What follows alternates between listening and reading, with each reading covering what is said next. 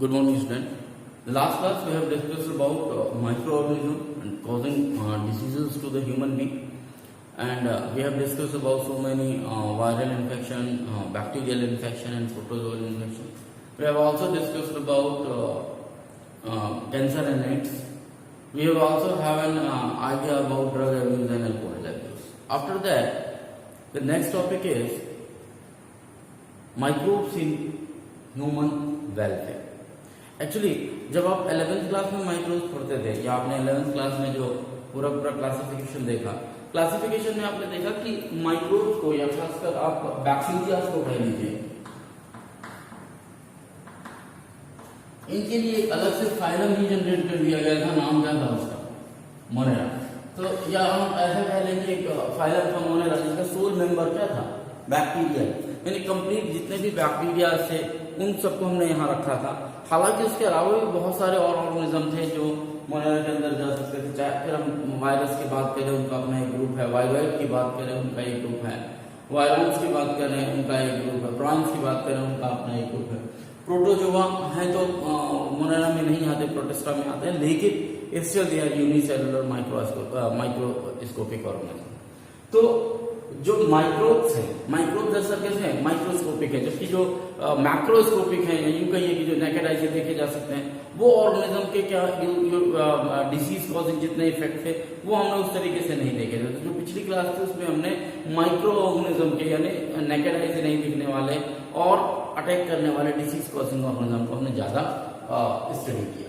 जहां तक रही बात ह्यूमन वेलफेयर की, तो हमको शुरू में यही लगता था कि ज्यादातर इवन दो लोअर क्लासेस तक हम यही मानकर चलते थे कि जितने भी माइक्रोब्स है वो हमारे लिए कैसे है?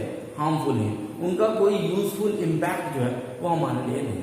बट एक्चुअली में ऐसा नहीं। बहुत सारे ऐसे माइक्रो ऑर्गेनिज्म जिनका यूज या यूं कहिए कि जिनके बिना लाइफ की सस्टेनेबिलिटी भी जो है तो क्या नाम से की उम्मीद करना बड़ा मुश्किल हो जाएगा। It means these microbes play a very crucial and important role in the growth, development, food, medical industry, agriculture industry. So हर जगह इनका इंक्रोचमेंट है, या यूं कहिए कि ये हर जगह इन्होंने अपने आप को स्थापित करके रखा हुआ। तो ये तो हमको देखने को मिलता है। हमने जो 11th क्लास में मोनेरा पढ़ा उसमें हमने दो तरीके के बैक्टीरिया पढ़े थे। एक तो थे कौन से? आर्कोबैक्टीरिया, और दूसरी थे यूबैक्टीरिया। आर्कोबैक्टीरिया में जितने भी ओल्ड या यूं कहिए कि जो एक्सट्रीम कंडीशन में सर्वाइव करने वाले थे, चाहे वो थर्मो एसिडोफाइल्स हो, हेलोफाइल्स हो, या मेथनोजन बैक्टीरिया हो। याद होगा आपको मिथनोजन बैक्टीरिया पाउडर में पाया जाता है और जिसके कारण ये गोबर गैस प्लांट फॉर्मेशन में काम करता है। यू बैक्टीरिया की जब बात करूं तो टू बैक्टीरिया की कंडीशन में आते हैं जो आजकल हमको देखने को मिलते हैं, जो नॉर्मल कंडीशन में सर्वाइव करते हैं, सेल वॉल का फॉर्मेशन होता है। तो चूंकि ये जो आर्कोबैक्टीरिया होते हैं इनके पास कुछ स्पेसिफिक तरीके की सेल वॉल होती है, तो एक्सट्रीम कंडीशन में सर्वाइव करते हैं। ये बहुत ज्यादा गर्मी में सर्वाइव कर सकते हैं, ये सलाइन वाटर में सर्वाइव कर सकते हैं, ये मीथेन गैस रिलीज कर सकते हैं या फॉर्मेशन कर सकते हैं। तो ये हमने देखा था बैक्टीरिया के कॉन्सेप्ट में। तो ये जितना माइक्रोब्स इंपॉर्टेंट है, या आप यूं कह लीजिए कि माइक्रोब्स भी उतने ही इंपॉर्टेंट है जितने मैक्रोब्स। मैक्रोब्स में कौन आएगा? Plant and animal. तो ये जो बड़े स्ट्रक्चर जितने इंपॉर्टेंट हैं उतने ही इंपॉर्टेंट कौन है? माइक्रोब्स भी उतने ही इंपॉर्टेंट। आप किसी की इंपॉर्टेंस को कम नहीं कर सकते। फिर हमने ये भी कहा कि जितने ये माइक्रोब्स हैं, जैसे बैक्टीरिया तो हो ही गए, इनके अलावा वायरस, वायरॉइड, प्रायॉन्स, प्रोटोजोआ, तो these are all other unicellular और मल्टीसेलुलर माइक्रोस्कोपिक ऑर्गेनिज्म। इनको भी हम माइक्रोब्स के अंतर्गत ही रखते हैं, जो कई बार नॉर्मली हमने भी पहले वाले चैप्टर जो पढ़ा उसमें हमने इनसे डिसीज कॉजिंग इम्पैक्ट देखा। अब हम इन्हीं का यूजफुल इम्पैक्ट देखने की कोशिश की। आ रही मेरे पास? तो कैसे ये हमारे लिए यूजफुल हो सकती है? तो जिस तरीके से बाकी ऑर्गेनिज्म है उसी तरीके से यदि इन माइक्रोब्स की यदि मैं बात करूं, इनको इजीली किसी भी न्यूट्रिटिव मीडियम में ग्रो किया जा सकता है।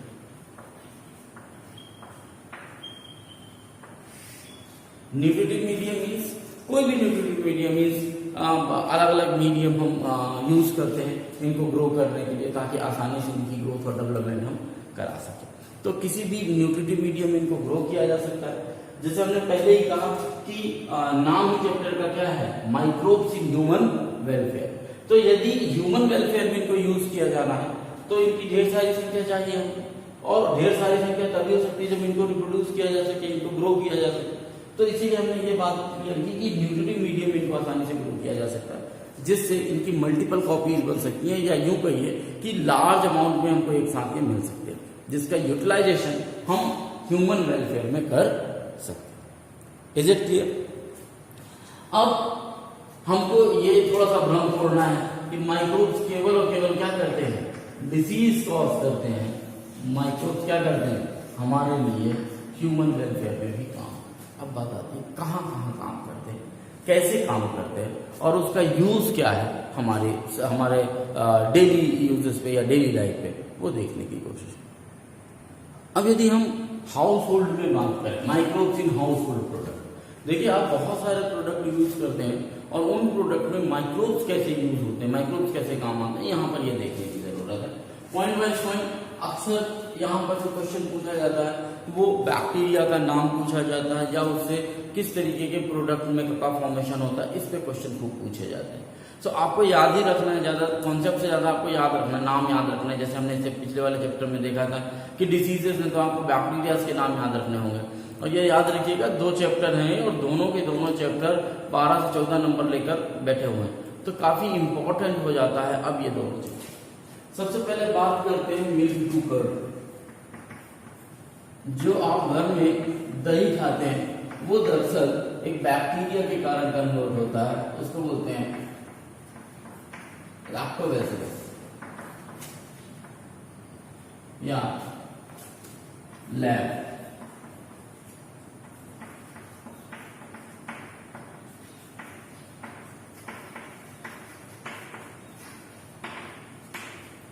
दरअसल ये वो बैक्टीरिया है लैब या लैक्टोबैसिलस जो मिल्क को कर्ड में कन्वर्ट करने का काम है। आ रही बात? घर में क्या होता है, मिल्क में थोड़ी मात्रा में कर्ड पहले डाल दिया जाता है, स्मॉल अमाउंट। ये आपने जो स्मॉल अमाउंट ऑफ कर्ड डाला, ये इनोकुलम की तरह काम करता है, या आप इसे स्टार्टर कह सकते हैं। और इस थोड़े से मात्रा में जो थोड़ा सा दही आपने डाला, इसमें मिलियंस ऑफ क्या मौजूद है,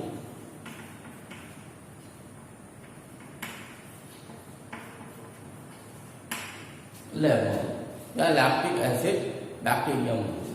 और जैसे ये निकल गया, तेजी से ये लैब यहाँ ग्रो करता है और इस मिल्क को, इसके कुछ प्रोटीन्स को डाइजेस्ट करता है और किसमें कन्वर्ट कर देता है, कर्ड में कन्वर्ट।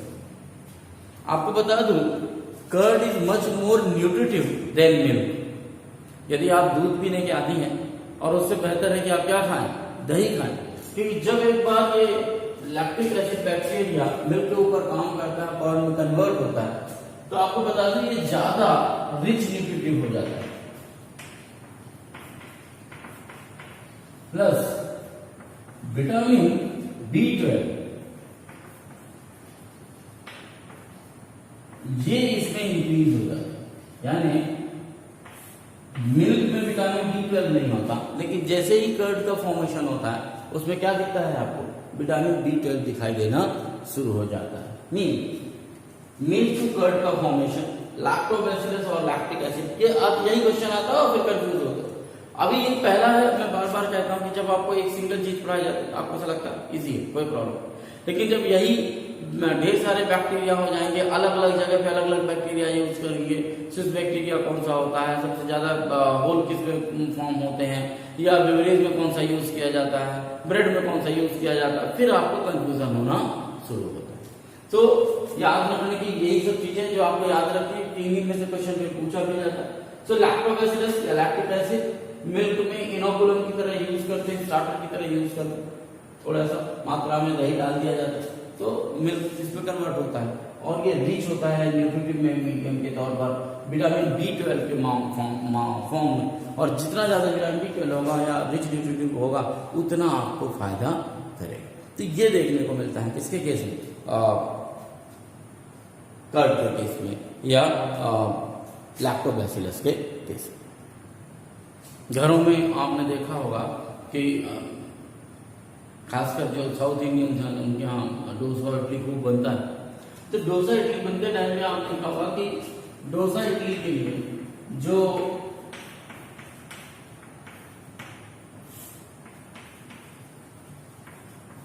आटा होता है या यूं कहिए कि वो जो मसाला होता है जिसको पीसा जाता है और पीस के फिर एक नाइट या रखा जाता है, उसमें क्या होता है कि जब आप एक रात उसको रख देते हैं तो जब आप अगले दिन उसको देखते हैं तो वो पॉप्ड होता है, थोड़ा सा फूल जाता है वो पूरा का पूरा। आपने आपकी बात आती है कि फूलता क्यों? ये फूलता इसलिए क्योंकि उस डॉट पे क्या होता है, फर्मेंटेशन की प्रोसेस होती है और उस फर्मेंटेशन में एक गैस रिलीज होती है, नाम है क्या, कार्बन डाइऑक्साइड। और वही गैस उसमें भरी होती है, जैसे आप उसको हटाते हैं तो पफ निकलते हैं, ये कार्बन डाइऑक्साइड गैस हमको देखने को मिलती है। ये केवल इसलिए अब यदि ये फर्मेंटेशन ना हो, कार्बन डाइऑक्साइड गैस ना हो और या यूं कहिए कुछ डॉट में, तो ये डोसा इडली आपका इतना सॉफ्ट नहीं बनेगा, या यूं कहिए कि वो डोसा इतना क्रिस्पी नहीं होगा और इडली उतनी सॉफ्ट नहीं होगी। तो ये किसके कारण है? ये कहीं ना कहीं जो है तो इन्हीं माइक्रोब्स के कारण पॉसिबल हो पाता है। क्लियर हो रही है मेरी बात? क्योंकि बैक्टीरिया एनारोबिक रेस्पिरेशन करते हैं, उसमें जो है तो कार्बन डाइऑक्साइड रिलीज करते हैं और जब वो कार्बन डाइऑक्साइड रिलीज करते हैं तो इस तरीके की प्रोसेस होती है। जहां तक रही बात ब्रेड की, जो आप रोज ब्रेड खाते हैं, ब्रेड में जो बैक्टीरिया यूज होता है ब्रेड डॉट में वो होता है सैक्रोमाइसिटीज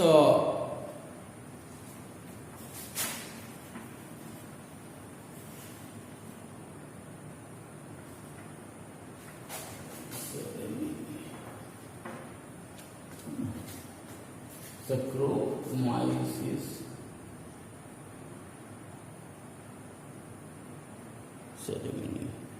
सी होगा, ब्रेड डॉट, इसको ब्रेकर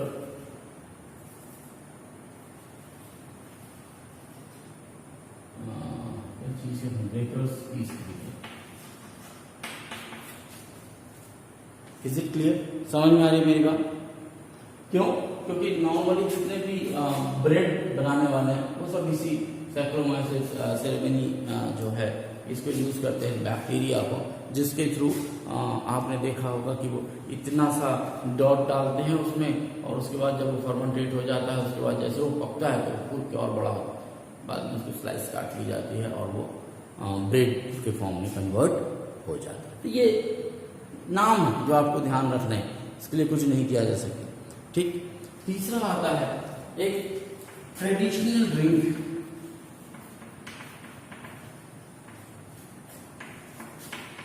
ड्रिंक का नाम क्या है? टॉनिक। कहां से मिलता है? पाम ट्री से मिलता है। गोवा वगैरह कभी आप जाइए तो वहां पर वो जो पेड़ लगे होते हैं उनसे जो आता है उसको फेनी कहते हैं। एक्चुअली में कुछ और नहीं होता।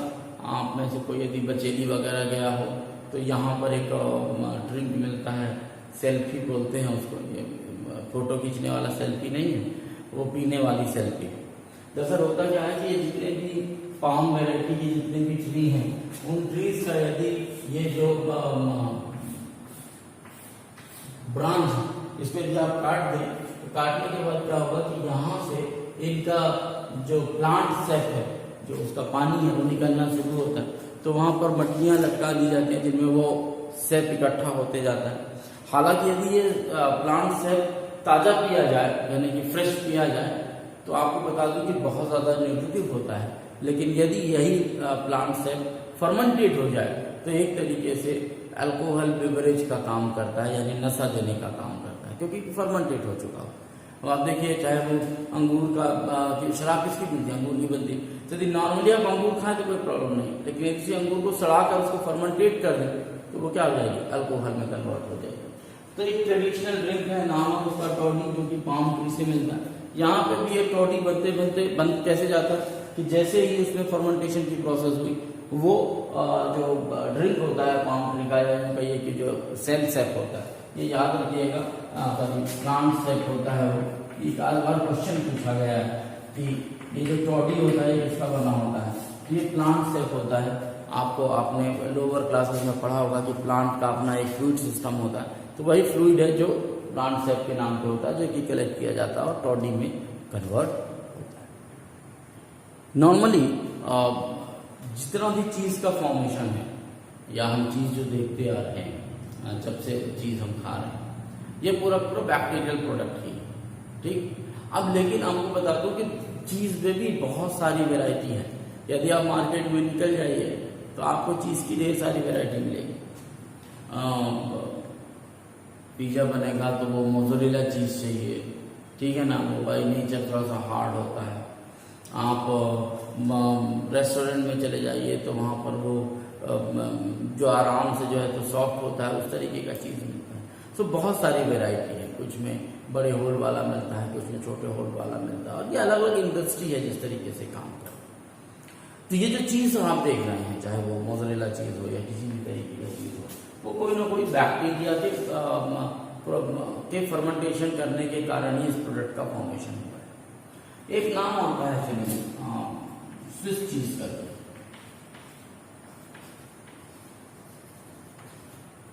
तो आप क्या है स्विस चीज के, यहाँ पर बुक में लिखता है कि लार्ज होल्स, मतलब ऐसा चीज जिसमें क्या हो, होल्स काफी बड़े बड़े हो, यानी कि ज्यादा मात्रा में कार्बन डाइऑक्साइड का प्रोडक्शन हुआ हो तो उसके होल बड़े हुए, इस तरीके का चीज की जब बात की जाती है, ठीक है, मानकर चलिए कि लार्ज होल चीज या इस तरीके का चीज जो है वो बनता है, वो बनता है एक बैक्टीरिया के थ्रू, जिसका नाम है प्रोपिनियोबैक्टीरिया सर्विनी। क्या नाम है उसका, प्रोपिनोबैक्टीरिया सर्विनी उसका नाम है, प्रोपिनियोबैक्टीरिया।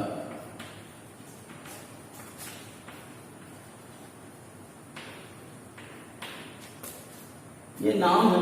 तो कई बार इस तरीके के सवाल पूछे जाते हैं कि चीज की वो वैरायटी जिसमें जो स्विस चीज होता है उसमें किस तरीके का बैक्टीरिया यूज होता है, या बेकर्स जो ईस्ट होता है वो उसका नाम क्या, साइंटिफिक नेम क्या है, या ब्रेड बनाने के लिए कौन से ईस्ट का यूज किया जाता है, या प्रोपिनियोबैक्टीरिया सर्विनी में किस तरीके के का चीज का फॉर्मेशन होता है, तो आप उसे चीज कह सकते हैं, या लार्ज होल चीज कह सकते हैं, क्योंकि कार्बन डाइऑक्साइड प्रोडक्शन क्या होता है, लार्ज होल।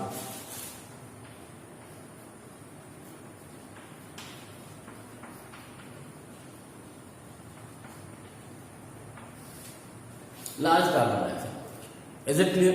सो कहने का मतलब ये है कि ये microbes in household product में ऐसे आपको अलग अलग तरीके से मिलेंगे। चाहे आप इंडस्ट्रीज में माइक्रोब्स के यूटिलाइजेशन को ले लीजिए, आप सीवेज इंडस्ट्री में ले लीजिए, आप मेडिकल एग्रीकल्चर में ले लीजिए, तो हर एक फील्ड में माइक्रोब्स का अपना अलग अलग यूटिलाइजेशन है। आज हमने बात की है, वो बात की है केवल हाउस होल्ड प्रोडक्ट में किस तरीके से चीज कह रहा हूँ, किस तरीके से बैक्टीरिया या माइक्रोब्स यूटिलाइज होते हैं। हमने केवल बैक्टीरिया की बात नहीं की, हमने ईस्ट भी यहाँ बेकर्स ईस्ट भी कैलकुलेट किया या काउंट किया था।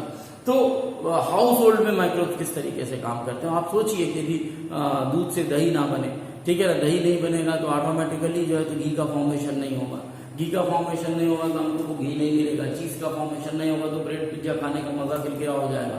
सो ये हैं तो माइक्रोब्स जिनको अभी तक हम बड़े घृणा की दृष्टि देख रहे थे, क्योंकि हमको ऐसा लग रहा था कि डिसीज कॉजिंग करते हैं, बट एक्चुअली में ऐसा नहीं है।